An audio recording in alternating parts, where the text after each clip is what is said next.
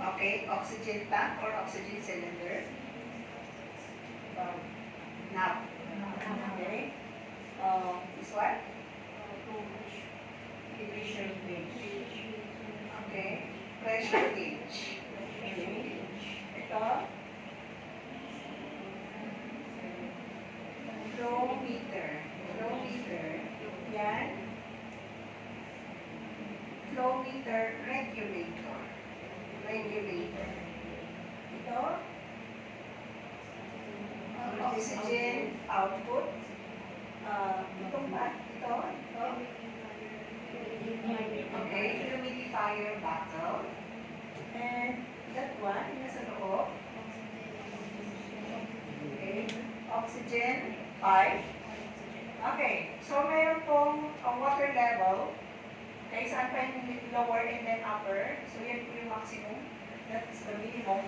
Anong klaseng water po ang pinagay natin dyan? Not the tap water. Okay? Bakit hindi pwede ang tap water? Hindi yung huli natin ito, tapos lagay natin dun sa faucet. Ay, lagyan natin ng water. Bakit hindi pwede ang tap water? No. High in minerals na pwedeng mag-settle ang calcium dyan. Kaya makikita natin yung mga ibang humidifier pumuputi sa ilalim.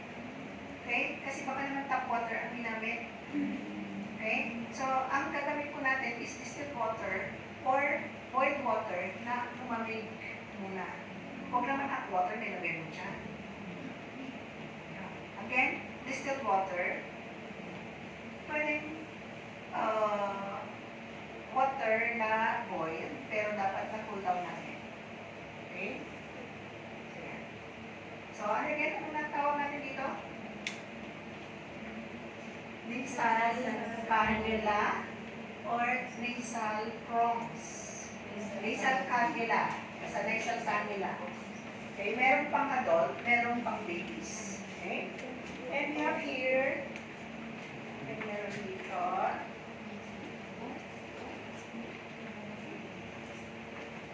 okay. So this is the non-rebreather face mask. Okay? Non-rebreather kasi ang itong bag na to, oxygen po ang meron dyan. Reservoir ng oxygen. Okay? And this one is the exhalation port. This is the mask. This is the strap. And this is the oxygen. Dito yung port. Ipasok natin. Okay? So, non-rebreather. Kasi, hanta yung dito exhalation port lang. Pag okay, yan yung oxygen lang. Pag maglabas na po ng carbon pag-exhale po tayo, dyan lalabas. Okay, try natin kung okay, kung walang putas ito. Okay? So, ang delivery po nito is more than 10 liter per minute. 10 above. 10 to 15. Okay? So, check natin kung pwede ito.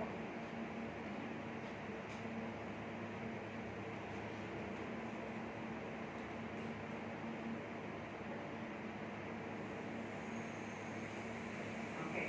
So, mag-i-inflate po ito. So, tingnan natin na kalami naka-inflate yan. Kung naka-deflate yan, baka naman masyadong mababa yung delivery na ng oxygen. Yan. So, it's more than 10 liter per minute.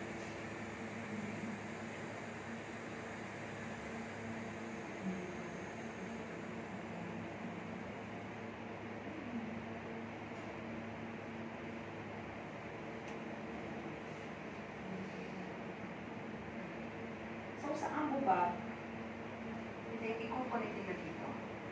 Okay, kasi meron doon sa connection sa ambo bag ng oxygen. Aside from yung ginaganon mo. Okay? And then, yung counting po natin, same when we do the, okay, yung, yung pag-rescue breath mo. Okay? So, kasi nakaga, paspas. Okay? Kailangan allow the, okay, lungs also to compress and expand. Okay? And we have, the other one, aside yung simple face mask. Okay, non-vibrator dito. Okay.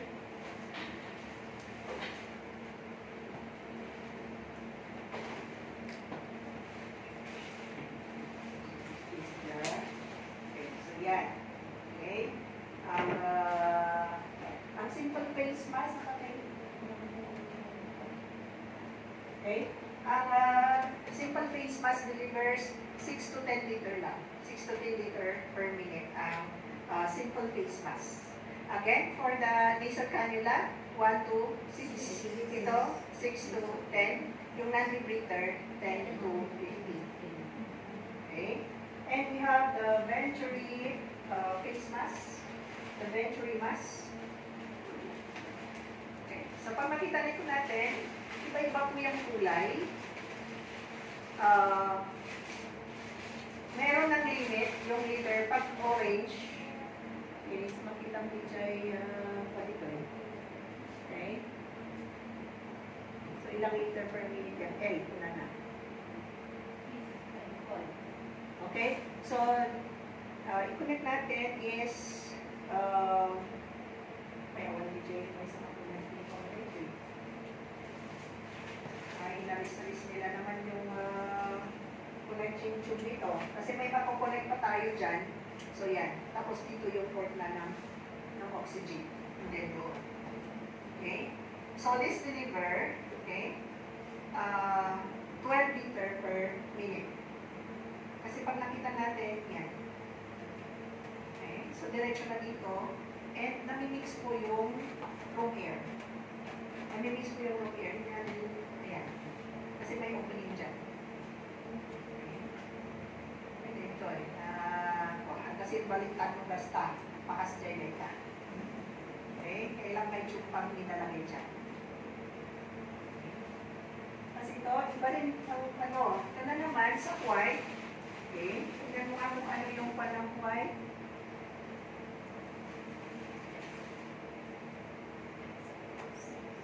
Okay, 6 liter per minute naman itong white. Okay. Anyway, hindi naman kailan memorize kasi meron na dito sa, ano, okay, sa bulb niya. Okay. Hindi natin gagawin ito during demo. Kasi kulang-kulang. So, we just use the nasal cannula, the simple face mask, at saka non-vibrator face mask. Okay? So, alam niyo na yung, sasabihin ko lang kung ano yung delivery niya, liter per minute, kaya dapat alam niyo paano mag-regulate. Okay? So, yung first na line, tingnan ko yung 1 liter. Okay, second 2, 3, 4, 5. 6, 7, 8, 9, 10. Okay? Nakikita po natin yung line. Okay, so again, pag 2 liter, una na, so yung 1, and then 2, yung end ng ball nasa 2. Or yung mga iba kasi, ang ginagawa nila, yung doon sa linya, yung ball is nasa middle ng line. Ulitin natin. Check natin. Okay? So, ang 1 to 2 liter per minute. So, that is 1. Okay. So, nasa okay. 2. Okay, pag nakita natin, parang 2 to 3 liter per minute na yan. Okay, so 1 to 2 liter per minute. 2 to 3. Okay, pag 5 liter per minute, okay, yung sabi natin, yung pan na lang. Gawin na lang natin kung pag 5 liter, eh yung ball nasa center po ng line. Okay? Nasa center ng line. Kasi pag itaas ko yung end ng ball, eh nasa eksakto 5, wala na. Parang ang regulation na niya, 5 to 6. 5 to 6 liter per minute. Okay? So, nakikita natin yung ball. Nakikita natin yung marker. Okay. Okay, so do you have any questions sa oxygen administration? prior sa oxygen okay, na i-administer mo, check always the, ano yung check natin na vital signs ng patient? The saturated oxygen.